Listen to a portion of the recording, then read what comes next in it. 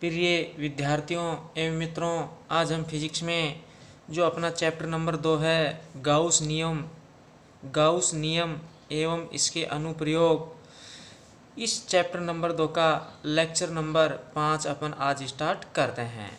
और आज का अपना जो लेक्चर नंबर 5 है, इसमें टॉपिक का नाम है सतत आवेश वितरण के कारण विद्युत क्षेत्र। यानी जो सतत आवेश वितरण अपन ने पढ़ा था 3 प्रकार का, तो वो जो सतत आवेश वितरण होता है उसके कारण अपन विद्युत क्षेत्र यानी विद्युत क्षेत्र की तीव्रता हम निकालेंगे। तो सतत आवेश वितरण में जो पहला अपन ने पढ़ा था रेखीय आवेश वितरण पढ़ा था। तो रेखीय आवेश वितरण के कारण अपन विद्युत क्षेत्र की तीव्रता निकालेंगे, ये पहला टॉपिक। फिर दूसरा टॉपिक है जो पृष्ठीय आवेश वितरण पढ़ा था, उसके कारण अपन विद्युत क्षेत्र की तीव्रता निकालेंगे। और फिर अपना जो तीसरा अपन ने पढ़ा था आयतन आवेश वितरण, तो आयतन आवेश वितरण के कारण विद्युत क्षेत्र की हम तीव्रता निकालेंगे। तो आज अपन सबसे पहले इसमें पहला अपन टॉपिक लेते हैं रेखीय आवेश वितरण के कारण विद्युत क्षेत्र की तीव्रता। तो रेखीय आवेश वितरण के कारण विद्युत क्षेत्र की अपन तीव्रता निकालेंगे, ये अपना पहला इसमें टॉपिक है। तो जो रेखीय आवेश वितरण अपन ने पढ़ा था, तो उसमें उस टॉपिक में अपन ने एक फॉर्मूला पढ़ा था।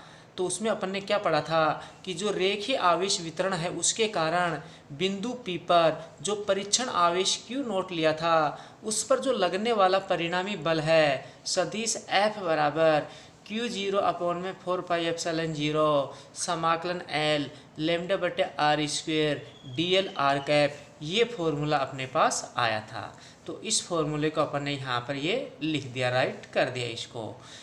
अब अपन किसी भी बिंदु पर जो विद्युत क्षेत्र की तीव्रता है, तो विद्युत क्षेत्र की तीव्रता का अपन ने सूत्र पढ़ रखा है, vector E is equal to vector F बटे Q नोट सदिश E बराबर सदिश F बटे Q नोट यानी Q0।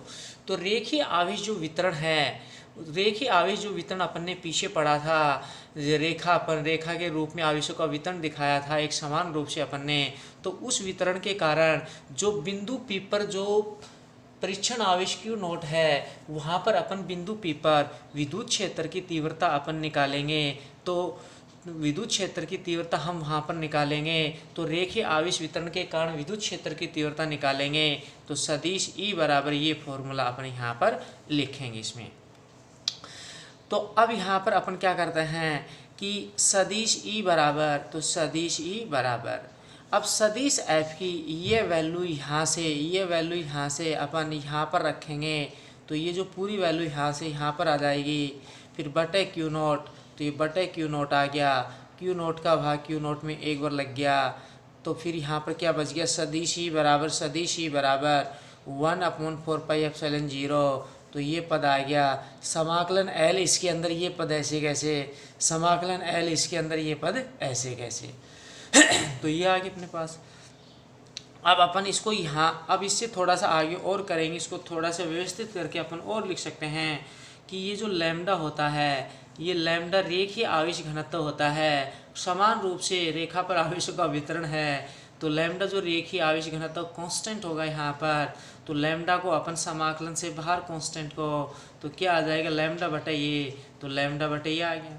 फिर अंदर समाकलन L dl बटा आर स्क्वेयर आर कैप, तो समाकलन L अंदर dl बटा आर स्क्वेयर आर कैप ये बच गया, तो ये फॉर्मूला आ गया। तो अब अपन यहाँ से देख सकते हैं कि रेखीय आवेश वितरण के कारण, जो रेखीय आवेश वितरण के पीछे टॉपिक में अपन ने जो डायग्राम बनाया था, उसमें जो बिंदु P पर परीक्षण आवेश Q नोट पर परीक्षण आवेश, जो अपन ने बिंदु P पर जो परीक्षण आवेश Q नोट है, वहाँ पर जो परिणामी बल तो ये लग रहा था, लेकिन उस बिंदु P पर जो विद्युत क्षेत्र की तीव्रता है रेखीय आवेश वितरण के कारण, वो सदिश E बराबर ये फॉर्मूला हो जाएगा। अब अपन इसमें नंबर 2 स्टार्ट करते हैं, पृष्ठीय आवेश वितरण के कारण विद्युत क्षेत्र की तीव्रता। तो पृष्ठीय आवेश वितरण के कारण विद्युत क्षेत्र की तीव्रता अपन पढ़ेंगे। तो पृष्ठीय आवेश वितरण जब अपन ने टॉपिक पढ़ा था, वहाँ पर डायग्राम बनाया था। तो पृष्ठीय आवेश वितरण के कारण बिंदु P पर परीक्षण आवेश Q नोट पर जो लगने वाला परिणामी बल है, वो सदिश F बराबर ये फॉर्मूला अपन ने पढ़ा था ये वाला, तो ये वाला फॉर्मूला अपन ने यहाँ पढ़ा था। तो ये ये वाला फॉर्मूला अपन ने पढ़ा था। तो ये फॉर्मूला अपन ने यहाँ पर इसमें लिख दिया। अब अपन जानते हैं कि किसी भी बिंदु पर विद्युत क्षेत्र की तीव्रता सदिश ई बराबर ये होता है। तो पृष्ठीय आवेश वितरण के कारण जो बिंदु P है वहाँ पर विद्युत क्षेत्र की तीव्रता सदिश ई, इस फॉर्मूले से निकालेंगे अपन। सदिश ई बराबर अब अपन क्या करेंगे इसमें कि सदिश एफ की ये वैल्यू यहाँ से ये वाली यहाँ पर, तो ये वैल्यू यहाँ पर आ गई। फिर बटे क्यू नॉट, तो ये क्यू नॉट, तो ये क्यू नॉट है तो क्यू नॉट का भाग क्यू नॉट में एक बार लग गया। सदिश ई बराबर 1/4πε0 ये आ गया। समाकलन एस ये पद, समाकलन एस ये पद ऐसे कैसे, तो समाकलन एस ये पद ऐसे कैसे आ गया। तो ये हो गया अपने पास। अब अपन यहाँ पर इसमें इससे आगे भी अपन इसको थोड़ा कर सकते हैं कि यहाँ पर इसमें ये जो सिग्मा है, सिग्मा पृष्ठीय आवेश घनत्व है। तो जो सिग्मा समान रूप से पृष्ठ पर आवेशों का वितरण है, तो जो सिग्मा पृष्ठीय आवेश घनत्व कांस्टेंट होगा। तो कांस्टेंट को समाकलन से बाहर, तो सिग्मा समाकलन से बाहर, तो सिग्मा बटे 4πε0, तो सिग्मा बटे 4πε0, तो सदिश ई बराबर, तो सिग्मा बाहर लिया तो सिग्मा बटे 4πε0, तो सिग्मा बटे 4πε0। अब क्या बच गया, समाकलन एस, तो समाकलन एस। अब अंदर क्या है, सिग्मा बाहर निकाल लिया तो अंदर डी एस बटे आर स्क्वायर आर कैप, तो क्या आ गया डी एस बटे आर स्क्वायर आर कैप ये आ गया। और ये ब्रैकेट में अपन ने ये क्या कर दिया, इसको बंद कर दिया। तो ये विद्युत क्षेत्र की तीव्रता। तो जो पृष्ठीय आवेश वितरण के कारण जो डायग्राम बनाया था पृष्ठीय आवेश वितरण में, वहाँ पर जो बिंदु P है, उस बिंदु P पर जो विद्युत क्षेत्र की तीव्रता है वो सदिश E बराबर ये फॉर्मूला आ जाएगा। तो सदिश E बराबर ये फॉर्मूला आ गया। सदिश E बराबर सिग्मा बटे 4πε0 समाकलन एस डी एस बटे आर स्क्वायर आर कैप, ये फॉर्मूला आ गया। तो ये अपने दो टॉपिक इसमें हो गए। अब अपन इसमें लास्ट अपन तीसरा टॉपिक स्टार्ट करते हैं। तो लास्ट अपना तीसरा टॉपिक है आयतन आवेश वितरण के कारण विद्युत क्षेत्र की तीव्रता। तो आयतन आवेश वितरण के कारण अपन विद्युत क्षेत्र की तीव्रता अपन निकालेंगे। तो जब अपन ने आयतन आवेश वितरण पीछे पढ़ा था तो उसमें अपन ने जो डायग्राम बनाया था, तो वहाँ पर उस आयतन आवेश वितरण के कारण बिंदु P पर जो परीक्षण आवेश Q नोट है उस पर लगने वाला जो परिणामी बल है वो सदिश F बराबर ये पड़ा था, ये वाला फॉर्मूला। सदिश F बराबर Q नोट बटे 4πε0 यानी 4πε0 समाकलन V रो बटे R square D V R cap, ये अपन ने फॉर्मूला पढ़ा था। तो ये फॉर्मूला यहाँ पर लिख दिया। अब अपन ने विद्युत क्षेत्र की तीव्रता का फॉर्मूला सदिश रूप में पढ़ रखा है। सदिश ई बराबर सदिश F बटे Q नॉट। तो अब आयतन आवेश वितरण के कारण विद्युत क्षेत्र की अपन तीव्रता सदिश ही निकालेंगे। तो ये वाला जो फॉर्मूला है यहाँ पर लिख देंगे, काम में लेंगे। अब अपन क्या करते हैं, अब यहाँ पर इस फॉर्मूले में देखेंगे सदिश ई बराबर, तो ये सदिश ई बराबर, अब सदिश एफ की ये जो वैल्यू है पूरी, इस वैल्यू को यहाँ से उठाकर अपन यहाँ पर, तो ये वैल्यू यहाँ पर आ गई पूरी। फिर ये बटे क्यू नॉट, तो बटे क्यू नॉट, तो ये बटे में आ गया, तो ये बटे में क्या आ गया, क्यू नॉट आ गया, तो बटे में क्यू नॉट अपन ने कर दिया। सदिश ई बराबर, अब ये नीचे जो क्यू नॉट है, तो जब ये ऊपर ये जो नीचे क्यू नॉट है ये यहाँ पर नीचे मल्टीप्लाई होगा, तो क्यू नॉट का भाग क्यू नॉट में एक बार, तो इस क्यू नॉट का भाग क्यू नॉट में एक बार लग गया, कट गया एक बार। तो अब यहाँ पर सदिश ई बराबर, तो ये सदिश ई बराबर वेक्टर ई बराबर, अब इसमें क्या बच गया 1/4πε0, तो 1/4πε0, फिर क्या बच गया समाकलन वी रो बटे R square D R cap, तो ये आ गया। अब अपन क्या करते हैं कि जो यहाँ पर अब अपने पास यहाँ पर रो क्या होता है, ये रो, तो यहाँ पर ये जो रो होता है, रो आयतनिक आवेश, आयतन यानी आयतनिक आवेश घनत्व होता है।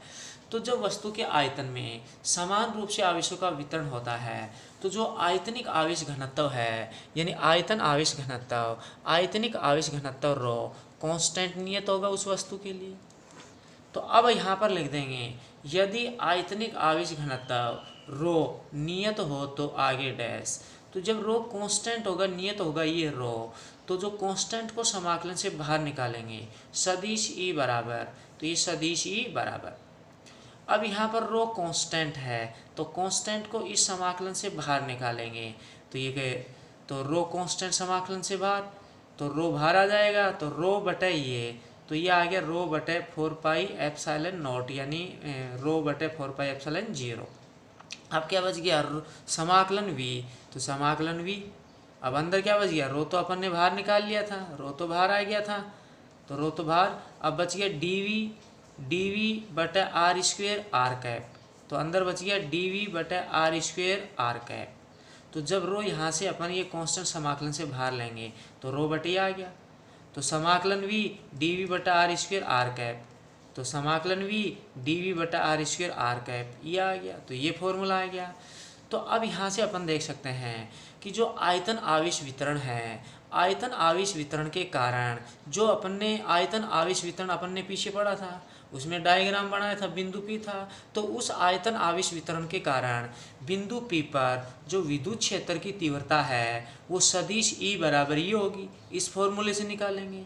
तो आयतन आवेश वितरण के कारण बिंदु P पर जो विद्युत क्षेत्र की तीव्रता है वो सदिश E बराबर रो बटे 4πε0, यानी रो बटे 4πε0 समाकलन v dv बटे आर स्क्वायर आर कैप, ये फॉर्मूला होगा। तो ये जो सतत आवेश वितरण के कारण जो विद्युत क्षेत्र, ये जो टॉपिक चल रहा था सतत आवेश वितरण के कारण विद्युत क्षेत्र, तो इसमें अपन ने तीन टॉपिक पढ़े हैं। तो ये इसके अंदर ये 3 टॉपिक कंप्लीट, तो जो अपना मेन टॉपिक था वो कंप्लीट हो गया है। अब इससे संबंधित आपको जो नोट्स हैं वो डिस्क्रिप्शन में वहाँ पर PDF के रूप में वहाँ पर आपको लिंक मिल जाएगा, वहाँ से आप देख सकते हैं, नोट कर सकते हैं, आप डाउनलोड कर सकते हैं। तो वहाँ पर ये आपको PDF के रूप में मिल जाएगा। अब अपन इससे आगे जब अगला टॉपिक स्टार्ट करेंगे तो अब आगे बहुत अच्छे टॉपिक आएंगे इस चैप्टर में। अब आगे जब अपन पढ़ेंगे तो गाउस, आगे अपन पढ़ेंगे तो गाउस नियम वगैरह भी अपन करेंगे। गाउस का नियम यानी गाउस प्रमेय क्या होती है, उसकी उत्पत्ति भी करेंगे। जो गणितीय रूप में गाउस नियम का जो फॉर्मूला होता है वो कैसे आता है उसकी उत्पत्ति भी करेंगे। फिर अपन इसी में जब गाउस नियम पढ़ेंगे तो वहाँ पर गाउस अपन पृष्ठ भी पढ़ेंगे, और फिर अपन गाउस नियम के गाउस प्रमेय के अनुप्रयोग भी पढ़ेंगे, जितने भी अनुप्रयोग हैं। तो अब अपन आगे पढ़ेंगे तो और भी बहुत अच्छे टॉपिक यानी बहुत इंपॉर्टेंट टॉपिक आगे आएंगे। तो इस लेक्चर में इतना ही। इससे आगे अपन अगला लेक्चर है, जो अगला टॉपिक है वो अपन इससे अगले लेक्चर में स्टार्ट करेंगे। धन्यवाद।